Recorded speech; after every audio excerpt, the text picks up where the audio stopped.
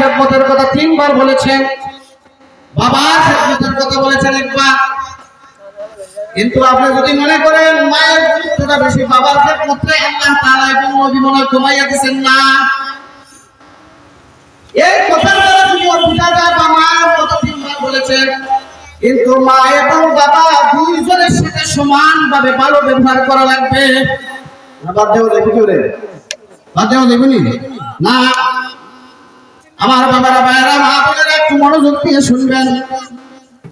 এই পৃথিবীতে আল্লাহ রাব্বুল আলামিনের পরে আমাদেরকে লালন পালনের সবথেকে বেশি আমাদের আপনজন প্রিয়জন রব্বুল আলামিন আমাদের রিজিকের ব্যবস্থা করেছেন। আমাদের রিজিকের মালিক হলেন রব্বুল আলামিন। রিজিকের মালিক কেটা? আরো জোরে। সেই রিজিকের ব্যবস্থা করে আমাকে খাবারের ব্যবস্থা করেন কে?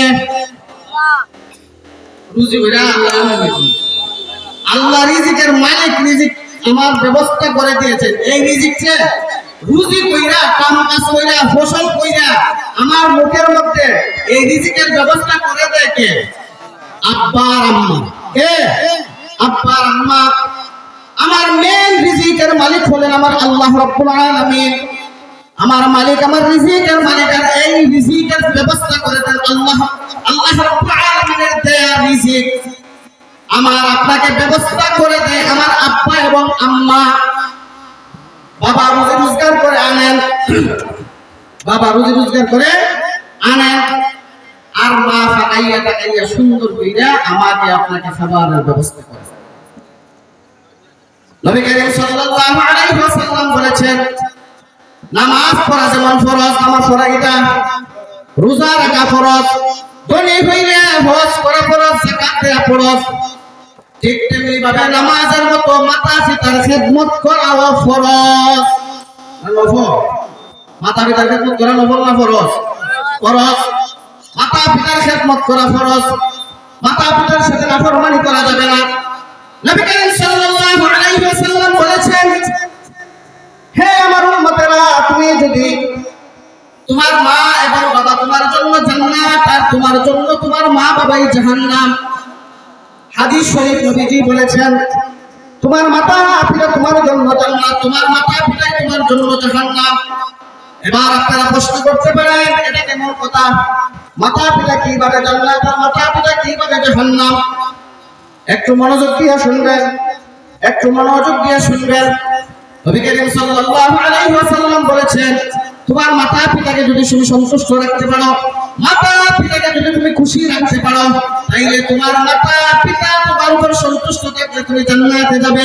আর মাতা পিতা যদি অসন্তুষ্ট থাকে তাইলে জায়গা গুনানো। আরো জোরে এখান থেকে বলতে প্রশ্ন দিবেন না। মা বাবারে কষ্ট দিলে জায়গা হইল জাহান্নাম।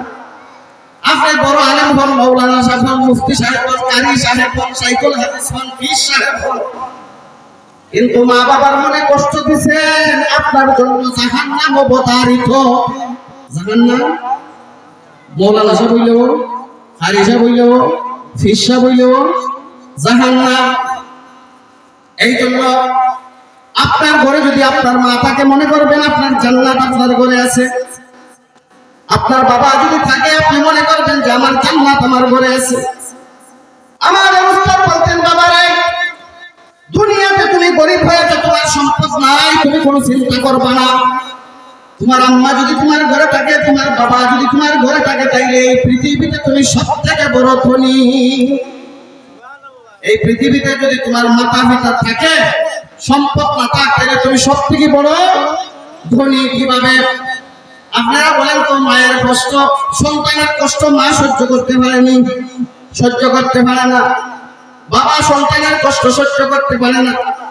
ও ভাই বাবারা, কত ঈদ চলে যায়, আপনার কাপড়ের জন্য বাবা ঘরে বাজার করতে পারে না। বাবা সিরা কাপড় পরে ঈদ নামাজ পড়ে, বাবা সিরা কাপড় পরে, সিরা জুতা পরে, সিরা শার্ট পরে, সিরা পাঞ্জাবি পরে, কিন্তু ঈদ আসলে আপনাকে নতুন জামা ঠিকই কিনে দেয়। এর নাম হলো বাবা। ও ভাই, একটু চিন্তা করে দেখেন, কেমন কেমন করে মা বাবার সাথে আপনি নাফরমানি করেন, কেমন করে মা বাবাকে কষ্ট দেন, কেমন করে মা বাবার মনে কষ্ট দেন, আঘাত দেন। ও ভাই, বাবার আমার মা বাবার মনে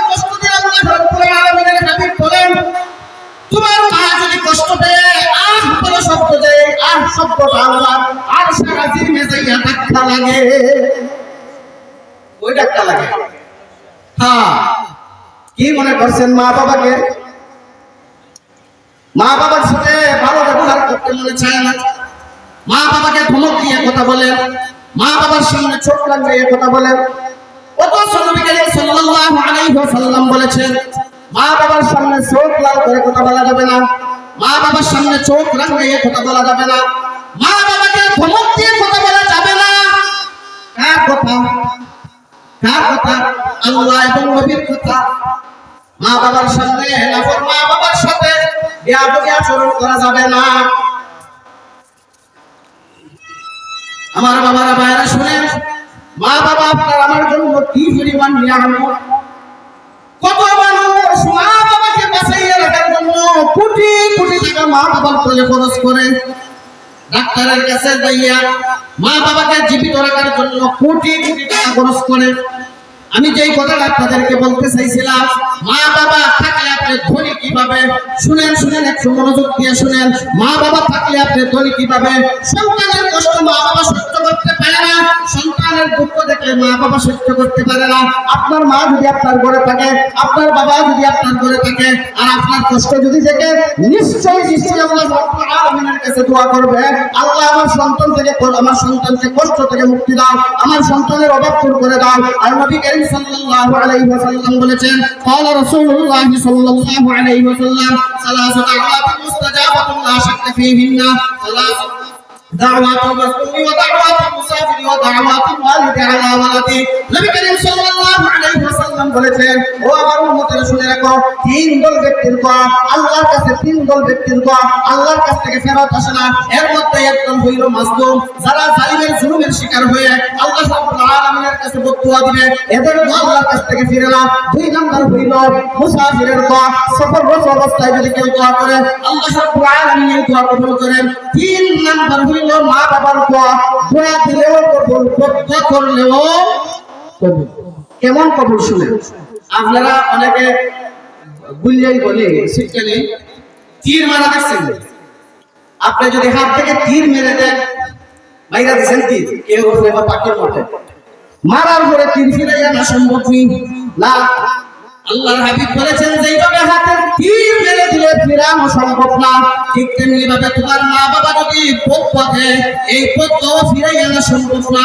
দোয়া দিলে আল্লাহর দরবারে কবুল। বদদুয়া যদি দেয় আপনাকে, একবার চিন্তা করে দেখেন, আপনার মা বাবা যদি আপনার উপর সন্তুষ্ট হয়ে আপনাকে যদি বদদুয়া দেয়, আপনার জীবন ধ্বংস হয়ে যাবে, আপনার জীবন ধ্বংস হয়ে যাবে। শান্তি মতো এই দুনিয়াতে থাকতে পারবেন না, এই দুনিয়ায় শান্তি পাবেন না, এই দুনিয়ায় তো শান্তি পাবেনই না, জিল্লতের জীবন, নামতের জীবন, বেইজ্জতির জীবন হবে। আপনার মা বাবাকে যদি আপনি খেদমত না করেন, আপনার মা বাবার সাথে আপনি যদি খারাপ আচরণ করেন, খারাপ ব্যবহার করে যদি করেন, নিশ্চিত বিশ্বাস রাখবেন, নিশ্চিত বিশ্বাস রাখবেন, 100%, 1000% গ্যারান্টি দিয়ে বলি, আপনার সন্তান আপনাকে বেইজ্জত করবে। নাউজুবিল্লাহ জোরে বলেন, আরো জোরে বলেন নাউজুবিল্লাহ। তাইলে কে কে সন্তানের কাছে বেইজ্জত হইতে চান? আছেন কেউ? সন্তানের বেইজ্জত করে এটা কেউ চায় না? না, প্রত্যেক মানুষের সন্তানের কাছ থেকে ভালো ব্যবহার চায়। যদি আপনার সন্তানের কাছ থেকে আপনি ভালো ব্যবহার আশা করেন, আপনার সন্তান আপনাকে খাওয়াকে আশা যদি আপনি করেন, এই আশা যদি আপনার মনে থাকে, আপনার মা বাবা, আপনার সন্তান আপনার সাথে ভালো ব্যবহার করুক, এই যদি আশা করেন, সন্তানের কাছ থেকে ভালো ব্যবহার পাওয়ার আশা যদি করেন, নিজের মা বাবার সাথে ভালো ব্যবহার করবে। নিজের মা বাবার সাথে ভালো ব্যবহার। ওই যে হাদিসের মধ্যে আছে, তিন দলের দোয়া কবুল, নিঃসন্দেহে কবুল, কোনো সন্দেহ নাই। এর মধ্যে একদল হইল মা বাবা।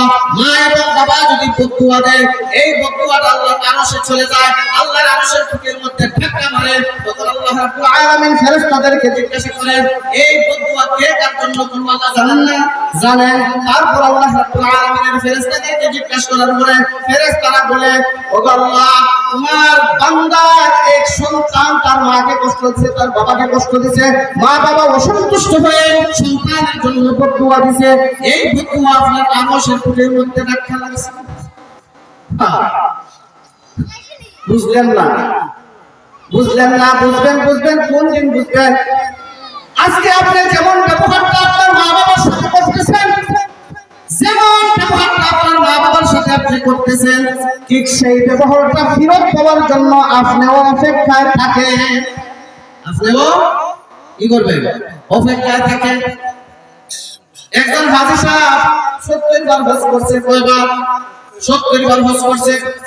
হজ করার পরে মদিনা শরীফ খুশি হইয়া বলতেছে, খুশি সুরে বলতেছে, আয় আল্লাহ, আমার মতো ভাগ্যবান আর কেউ নাই, আমি 70 বার হজ করেছি। আমরা এক দুইবার হজ করলে তো নিজেকে আল্লাহ রাব্বুল আলামিনের কাছে ভাগ্যবান মনে করি যে আমার তাকদীর আল্লাহ আমাকে কবুল করেছেন। আমরা তো সবাই দোয়া করি। হাজী সাহেব 70 বার হজ করার পরে মদিনা শরীফে কই যাইতেছে আর বলতেছে, আমার মতো ভাগ্যবান আর কেউ নাই, আমার মতো ভাগ্যবান আর কেউ নাই, 70 বার আল্লাহ তুমি কি আমাকে হজ করাইছো। আল্লাহ রাব্বুল আলামিনের কুদরতি আওয়াজ আসতো, তুমি 70 বার না 70,000 বার হজ করলেও তোমার হজ কবুল হবে না। কয় হাজার বার? 70,000 বার করলেও কবুল হবে না। বলে কেন? গায়েব থেকে আওয়াজ আসলো, তুমি তোমার মাকে লাথি মেরেছিলে। নাউজুবিল্লাহ জোরে বলেন। এটা বলছে এই রকম নাফরমান বজ্জাত জঘন্য অসভ্য এই দুনিয়াতে এখন নাই, নাই। জোরে বলেন, আওয়াজ দিন। তাহলে এটারে জিন্দির বলি আর ঠান্ডা আছে, একটু নড়াচড়া দিবেন। শুনেন, মা বাবার সাথে নাফরমানি করলে কেমন বেইজ্জতি, কেমন খিল্লতি, কেমন শাস্তি। আমি আপনাদেরকে সময় পেলে 2-4টি ঘটনা শোনাইয়া দেব।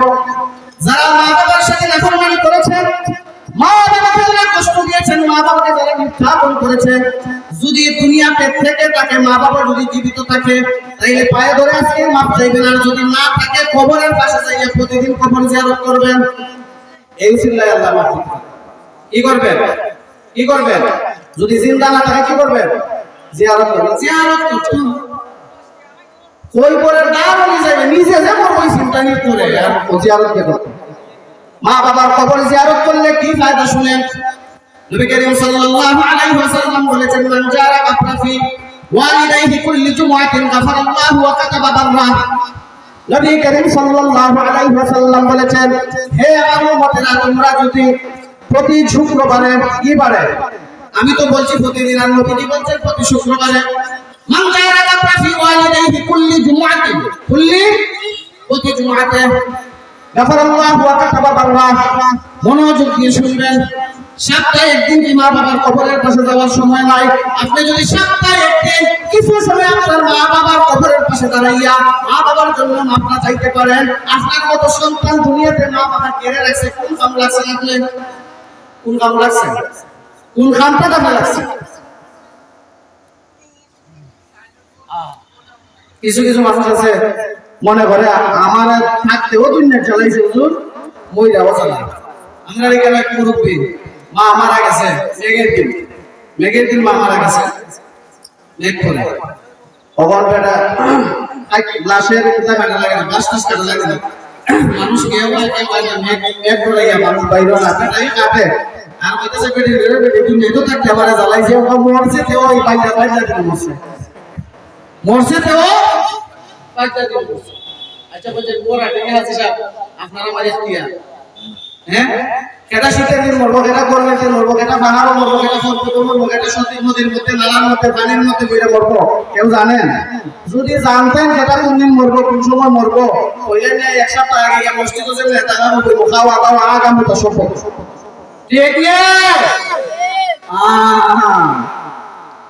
এরপরে বেড়া দিত কবরের মধ্যে, বেড়িরা দিন নেটো চালাইছে, আবার বেড়াও 1 লাখ মাথার কিছু গীতা আর কি 1 লাখ। আমার বাবারা ভাইয়েরা একটু মনোযোগ দিয়ে শুনবেন। মা বাবার কবর যদি প্রতি শুক্রবারে জিয়ারত করেন, নবীজির হাদিস আমার কথা না। যদি আমি ছোট মানুষ, ছোট হুজুর বিশ্বাস না হয়, বড় হুজুর আসবেন জিগাইয়া দেখেন। নবী করিম সাল্লাল্লাহু আলাইহি ওয়াসাল্লাম বলেছেন, ক্বালা রাসূলুল্লাহ সাল্লাল্লাহু আলাইহি ওয়াসাল্লাম, মান জারা কাবরা ফি ওয়ালিদাইহি কুল্লি জুমআতিন গাফারাল্লাহু ওয়া কাতাবা বাররা। নবী করিম সাল্লাল্লাহু আলাইহি ওয়াসাল্লাম বলেছেন, হে আমার উম্মতেরা, তোমরা যদি প্রতি শুক্রবারে যদি তোমাদের মাতা-পিতার কবর তোমরা জিয়ারত করো, তাইলে তোমাদের জীবনের গুনাহ মাফ করে দেব, আর তোমাদেরকে নেককারদের খাতায় নাম লিখে দেব। আর জোরে কি বুঝলেন? মা বাবার কবর জিয়ারতে খালি মা বাবার লাভ লাভ লাভ, আপনার আমার লাভটা কি? আল্লাহ তাআলা আমাকে মাফ করে দিবেন। গাফারাল্লাহু ওয়া কাতাবা বাররা। গাফারাল্লাহু ওয়া কাতাবা। আল্লাহ রাব্বুল আলামিন বলেছেন মা বাবার কবর জিয়ারত করলে পরে প্রতি শুক্রবারে যদি মা বাবার কবর জিয়ারত করো তাহলে মা বাবাকেও মাফ করে দেব, তোমার জিয়ারতের উসিলায় তোমাকে মাফ করে দেব এবং তোমাকে নেককারদের খাতায় নাম লেখাইয়া দেব। এখন সেটা কথা আল্লাহর ওলিদের খাতায় নাম লেখাইতেছেন, নেককারদের খাতায় নাম লেখাইতেছেন। একটা হাত তাহলে মা বাবার কবর জিয়ারত করবেন তো প্রতি শুক্রবারে।